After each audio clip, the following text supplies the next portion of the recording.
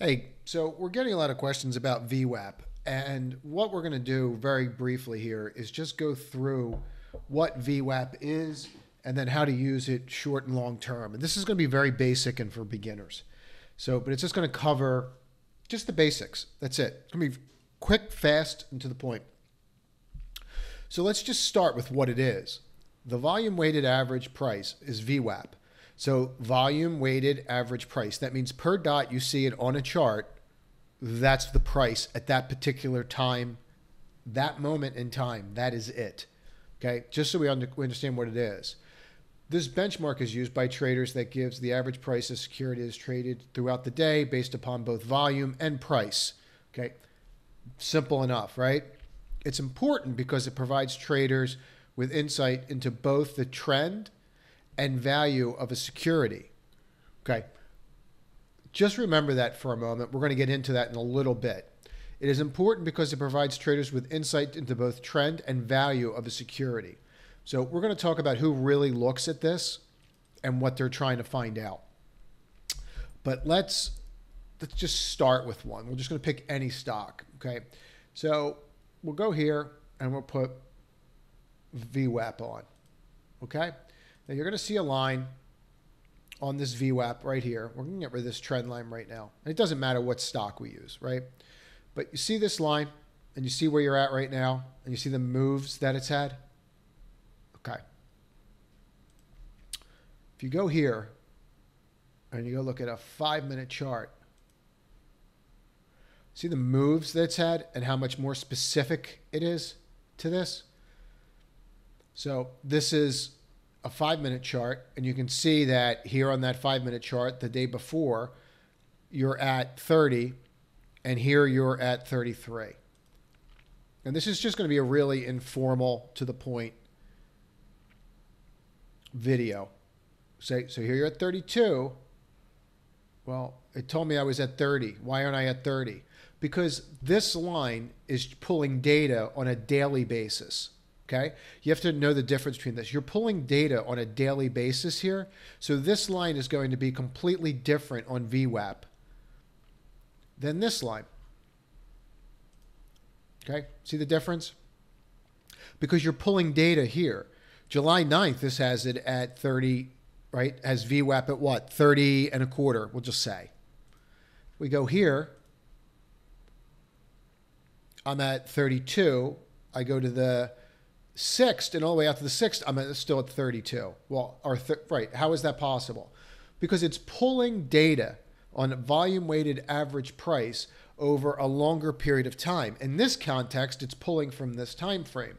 How can you determine what time frame you're pulling from? Simply click on this. I'm using TrendSpider. You can use any software. They all have it. Length. That's all you're looking for, length. And then you're looking for how they do the price source. So this is 14 days, 14 measurements is how I'm doing it. So if I did this on a week, if you could find a week one, a month one, right? You get it. It's 14 data points. We're using a daily chart. It's 14 days. Okay. If I change it to 1 day, 2 days, you'll see a massive difference in it. Price source. Okay. High, low, close, 3. Okay. So that tells you exactly what you're doing. You could change it to anything. You can change it to open left, high, the highs, the lows, the close, the rights, the high, low. Okay, this is what they have as the high, the low, and the close. That's what they have. I would just recommend whatever they have you use before you get uber specific and start playing with all the details. Again, I'm not going to get into all that. I'm not going to get into offsets today. This is very basic, and until you understand the basics and the nuances of it, stay with what's in front of you. Keep it simple. So now we understand that differentiation. I'm going to state pretty clearly that, in my opinion, I really don't care about VWAP from this perspective, okay, on this kind of chart. It really doesn't do anything for me, right? I would prefer to use moving averages. But to each their own. Where you would use this VWAP, and I want to go through 3 of them, where I would use VWAP, this particular kind of VWAP, and there's different kinds of VWAP. So, and we're going to get into that. So here we are. So this is where I would use VWAP and how I would use VWAP very basically. So here I am, July 9th, and you can see a battle going on, right? We can see that we're wedged in between here and here. Let me pull this back a little bit for you so you can see this. All right? Okay. Now, we're trying, you see it trying to get above it? Okay. Then it breaks, and then it goes. Okay. So let's talk about that and why you start seeing these kinds of movements always happen near a VWAP. Because you will see these always happen one way or another, right? See how it's here? At a VWAP. So the person that is watching VWAP more than anybody is an institutional trader and their clients. And here's why. Essentially, anybody can get VWAP on the day. They could go to a service and say, I own KNBE. I want to sell 100,000 shares at VWAP, and they will make it happen. They'll take the risk. They'll do the trade, right? What institutions are looking for from their institutional traders, meaning the people that are on the other side, like a Morgan Stanley, a Goldman, whomever, what they're looking for is they're looking for value. You're there to make me money. If you're not making me money, I can just go get VWAP and cut my costs. I don't need to pay you 1 cent a share or whatever deal we've worked out, right? So, and they want that. They want that volume. It's a 1 million share order. You're going to want it, right? Even at a penny, it's $10,000. So, the goal of that institutional trader is to make sure that they're always better than VWAP by a certain percentage. So they're watching it, and when they think they miss it one way or another, for example, if I thought I had 1 million to buy in here, and I'm just throwing these numbers out here, okay? But let's say I thought I had 1 million shares to buy during the day, and I have to do better than VWAP, and all of a sudden it spikes. Well, I'm probably going to be a little concerned that I didn't buy any under VWAP yet, right? So I might push the pedal a little bit to get off a position and then see what happens, let it come back down, then get on that position again. And you can see how VWAP moves. So even the entry that I made here, right, keeps that trader above VWAP. So hopefully you followed that. So even though you bought it here, VWAP at the end of the day was higher. So they still, even though it jumped up, they still are above VWAP. So they're still above where they needed to be. Same goes with selling, okay? If I'm selling, I want my selling price above the VWAP, okay? So if my selling price is above the VWAP, then I've done a good job on the day because I can always get VWAP. So that's how they're measured, and that's why institutional people look at VWAP so much, okay? Both sides, the fund managers, the Fidelities of the world, as well as the guys that are sitting on the institutional desks for the large IBs, right? That's what they're doing, okay? So that is how I would use it. How would I use this? You could use this on a 1 minute chart and just watch that 1 minute. See a break and go for it. See a break, go for it, right? You could use it that way. I mean, if you look at something like, I think this was a big runner the other day. No, that wasn't it. I'll have to find it, but it doesn't really matter. It can be anything. So here you are in a 1 minute. Okay, you touched it here on Microsoft, and then it just exploded. So, like, do you really want to be that trader that's trying to explain why they're not in that position yet? And now look at how that VWAP finished for them for the day. VWAP's here, stocks up here. So someone's going to ask them, hey, how come my average cost is $277.25, and VWAP closed at $276.95. This video is meant for beginners. I just want you to understand the nuances of why this line's important. If you understand why it's important, you can understand why people act on it, right? It just makes sense. So like here's somebody with the Microsoft trade. You can almost see them talking to themselves where they have to buy, right? So they buy here as soon as it gets there, and it just jumps right up. And look how it rips. Because everybody's like, oh, I might have missed it for the day. Now, there could be other reasons for that too, but you get where I'm going with this. Same thing when it breaks, right? They're going, geez, maybe I bought too much up here. Maybe VWAP's going to come down. That's why this is important. So how would I use it? If I was day trading or if I was trading over a 1 to 3 day period, I would use a 1, a 5, or a 15-minute chart. The issue that you're going to have, the opening up, is that off the open, it is not the best indication.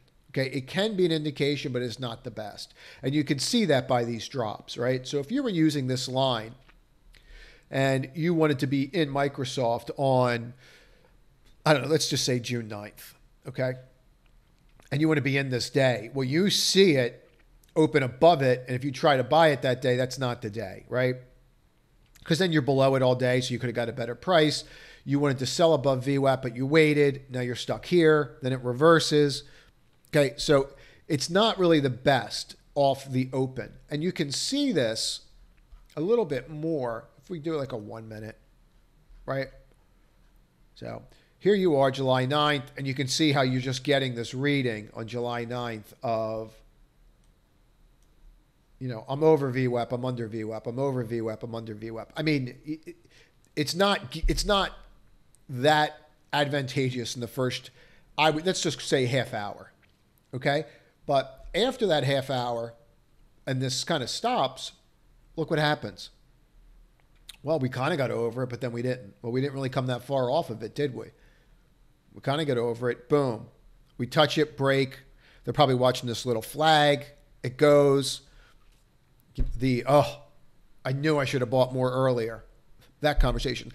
Institutional traders sitting on the desk have the same exact emotions as people that are beginners, right? They're still, I missed it, this. It's just their interactions and their discipline are just different. It doesn't mean that they don't have the emotions. So just kind of keep that in mind. So this video is supposed to be short, so I'm going to start moving on. But this is one way to look at VWAP, okay? Now, if I was to look at and try to figure out how to use volume average weighted on, I don't know, let's just take something like Overstock, okay? If I wanted to take, and this is a really good example. Okay, so if I wanted to take something like Overstock, what I would do is I would go here. Let's get rid of everything, okay? All right, let's get rid of this indicator for a moment. So let's look at it, and I'm going to give you two other ways on longer time frames to use VWAP. The first is very simple. You just go here, and you can draw your own too, but we're not going to get into that right now. We're going to keep this very simple. You hit volume by price, 25 manual. Okay, so this gives me a daily VWAP, okay? And you're going to notice that that VWAP is very different than this blue line. We're going to get rid of this blue line. Okay, so this is volume by price VWAP. That's the white line. The purple line's point of control. We're not going to discuss that. This is the volume weighted average price of all of this over here that is going to this date. Okay, so what we would do is just go properties. We would drill down and we would find it. And it would tell us 25 days. So it's telling you that it's manually calculating this number to the 25 days. That's how this is calculated. I would argue that I would leave this alone and wouldn't learn how to do volume profiles on my own without understanding this first, right? So keep it simple. So that is with Overstock. And this is just very simple VWAP.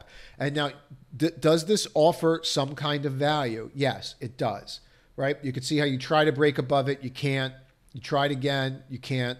Tried again, you can't. Guess what? We finally did. It's telling you that the people that are here are done selling, is essentially what it does. It tells you that the average people that were in a battle here, the battle is over and the buyers have won and the sellers no longer want to sell and the buyers want to stay in.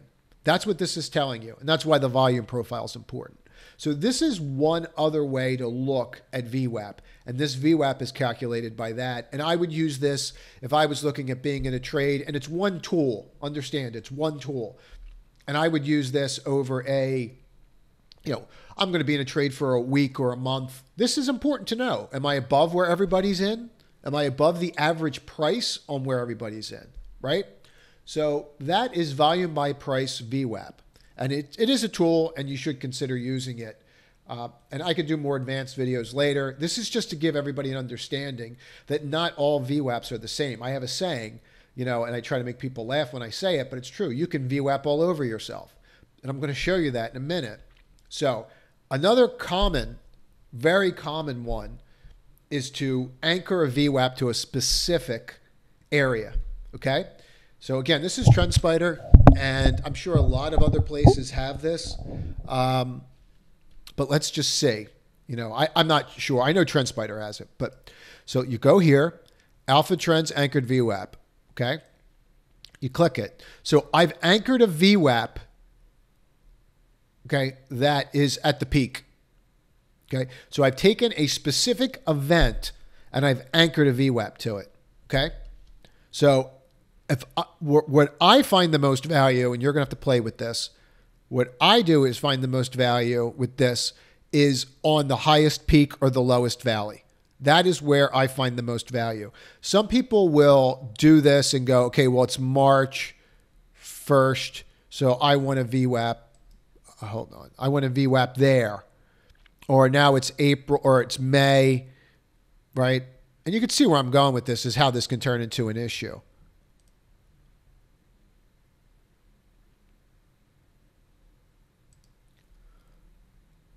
Oh, I think I'm going to be too close in here. Let's try this.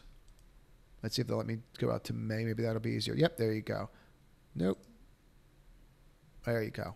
Okay, so there I am from May. So you see where I'm going with this? This was March's. This is May's. That's what I mean. You can VWAP all over yourself. Like, it just gets to a point where if I draw 50 lines on a chart and say, see, I told you, you need to use anchored VWAP, what the heck's the point? So I would argue that you need to use it however you find value in it, right? That's how it needs to be used. So don't think about it any other way. Think about this is how it needs to be used. You have to figure out where you want to use it. Some people are going to go, I want it on the bottom, right? I want it down here. Okay. I want it linked from the bottom of the drop to know where I'm at. Okay. And then they might do this.